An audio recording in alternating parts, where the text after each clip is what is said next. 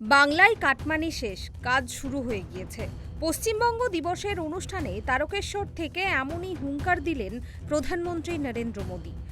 রাজ্যে দুদিনের সফরে এসে শনিবার তারকেশ্বরের বালিগাড়ি ময়দানে পশ্চিমবঙ্গ দিবসের মূল অনুষ্ঠানে যোগ দিলেন প্রধানমন্ত্রী নরেন্দ্র মোদী।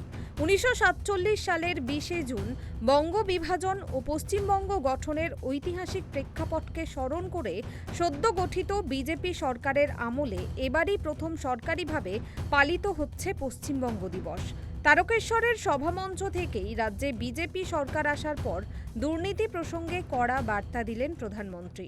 मुझे खुशी है कि पश्चिम बंगाल में औद्योगिक प्रगति की नींव फिर से बननी शुरू हो गई है। इस नींव के दो अभिन्न अंग हैं, ईमानदार और पारदर्शी शासन और दूसरा कानून का राज। पश्चिम बंगाल ही नहीं, पूरा देश आज इस बदलाव को देख रहा है। जिन्होंने आपको लूटा वो खुद आकर लूट के पैसे लौटा रहे हैं। बड़े बड़े लुटेरों को जेल भेजा जा रहा है। सिंडिकेट वाले जनता से माफी मांग रहे हैं।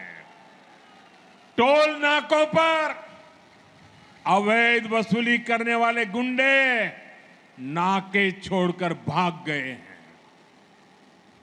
बंगाल के लोग बिना रोक टोक के आ जा रहे हैं। এখন কাটমানি শেষ, কাজ শুরু হয়ে গেছে।